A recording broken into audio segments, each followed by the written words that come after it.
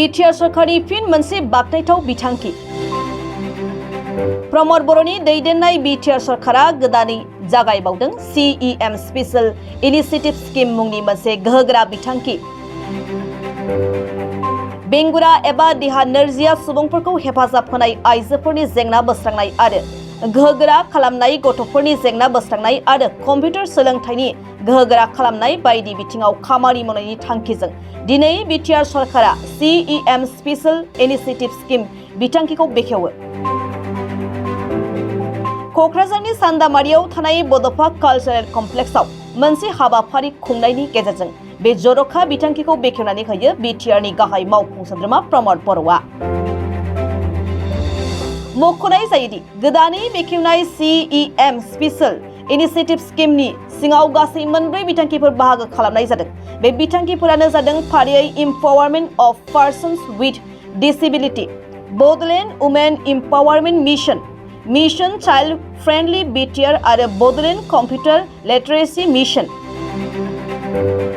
Empowerment of person with disability बिथांखिनि गेजेरजों बिटिआरआव थानाय गासै बेंगुरा सुबुंफोरनि डाटा खालामनानै बिसोरनि जेंना बोस्रांनाय आरो बेंगुराफोरखौ सरकारनि फारसेनिफ्राय मदद होनायनि सायाव खामानि मावगोन। बे बिथांखिनि खामानि मावनो थाखाय दिनै गिबि खोलोबनि हिसाबै डिसेबल फ्रेन्डलि चेम्पियन मुङै सोलोंथाइ गोनां सा 120 बेंगुरा सुबुंफोरखौ थिसनथाइ होनाय जायो। बे बिथांखिनि सिङाव खामानि मावनो थाखाय सायख'जानाय डिसेबल फ्रेन्डलि चेम्पियनफोरनो गंसे ट्राइ साइकेल, गंसे लेपटप, प्रिन्टार बेग आरो जेकेट गथायनानै होयो।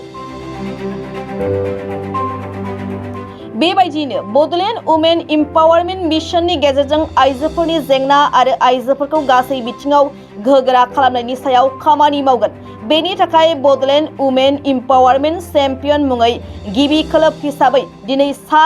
210 लाइमोनफोरखौ थिसनथाइ होनाय जायो। बिसोरनोबो खामानि मावनायाव बाहायनो थाखाय स्मार्टफन, बेग, जेकेट गथायनानै होनाय जायो।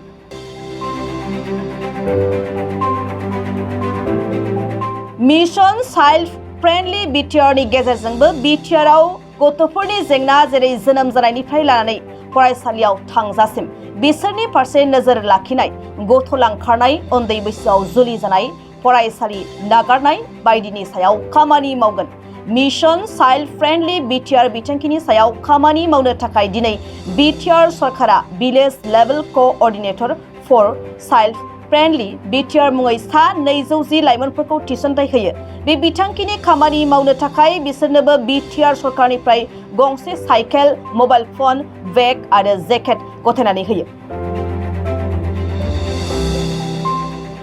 दिनैनि बे CEM Special Initiative स्किमखौ बेखेवनाय हाबाफारियाव बिटिआरनि गाहाय मावफुं सोद्रोमा प्रमद बर'जों लोगोसे MLA लरेन्स इस्लारि, BTC सोलोंथाइ बिफाननि बिथोनगिरि जगदीश प्रसाद ब्रह्म, सोलोंथाइ बिफाननि नेहाथारि अमरज्योति बर्मन, UPFL लाइमोन गांखंनि गाहाय नेहाथारि डक्टर सांग्रां ब्रह्म आरो गुबुन गुबुन फरायसालि फरायसालिमाफोरनि गोबां जौ फरायसुला फरायसुलिफोराबो बाहागो लायो।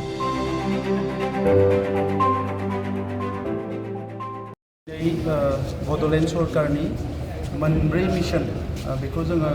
खामानि मावनो जागायबाय। गिबियावनो चाइल्ड फ्रेन्डलि बिटिआर, बेवहाय जोंनि जोनोम जानायनि उनाव जोंनि गथ'फोर बिसोरो स्कुलाव थांजासे एबा कलेजाव थांजासिम जिखिनि जेंनाफोरखौ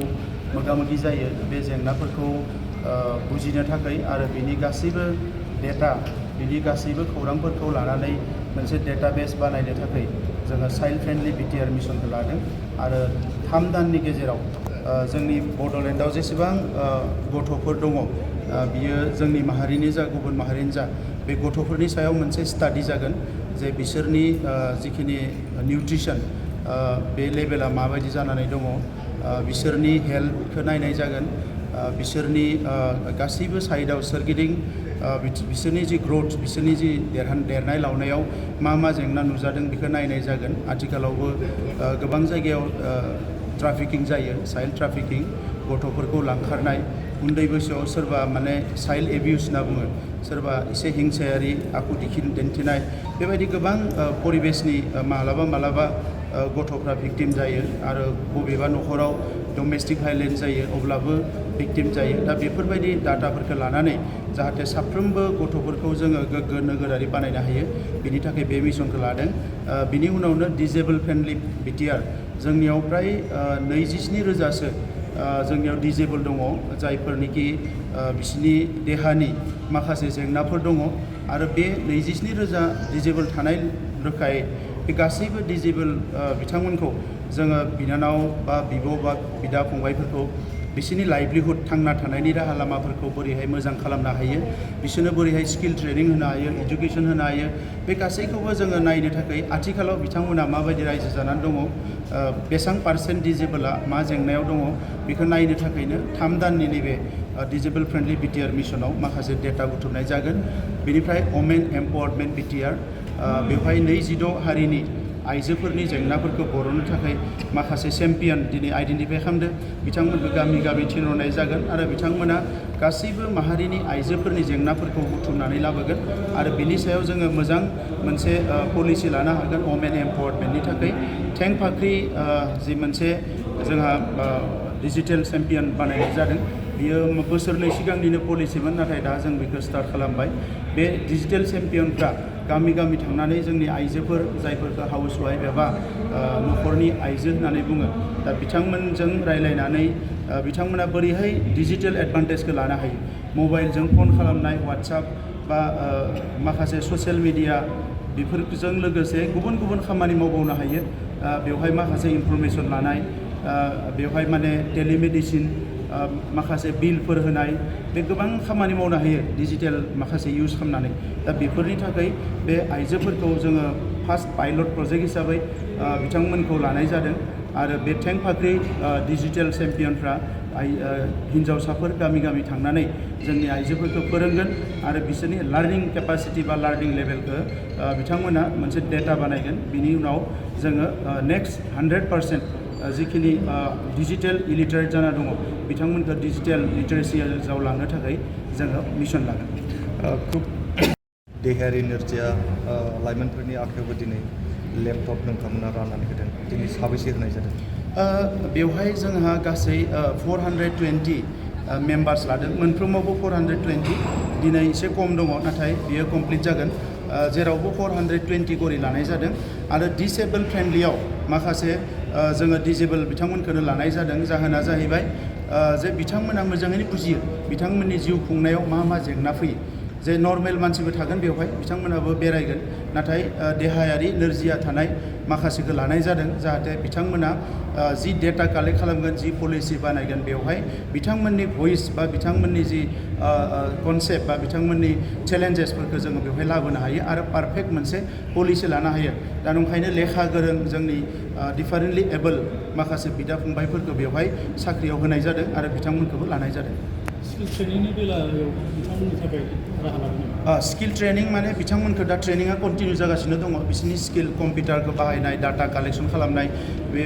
मानसिजों कमिउनिकेसन स्किल्स बे गासैबो स्किलफोरखौ होनानैसो बिथांमोनखौ गामियाव हगार हरनाय जागोन दा नंखायनो कमप्लिट स्किल खालामनानै बिथांमोनखौ माखासेखौ कमप्लिट खालामबाय बिनिखायनो दिनै सोरनोबा मबाइल होदों बे मबाइला माने एपजों कानेक्सन थागोन बिथांमोना गामियाव जि रायलायगोन जि डाटा मोनगोन बे डाइरेक्ट जोंनि काउन्सिल लेभेलाव फैनानै रेकर्ड जागोन आरो बिथांमोननो माखासे लेपटप होनाय जादों जाहाथे बिथांमोना डाटाफोरखौ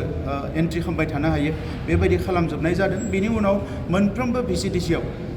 जोङो 1000 फेल'सफोर नेक्स्टआव जोङो बिथांमोनखौनो फेल'स हिसाबै लानानै जोङो खामानि मावगोन जेराव बिथांमोना नैबेबायदि सेक्सननि मानसिफोरखौ 100% सापर्ट खालामनो हायो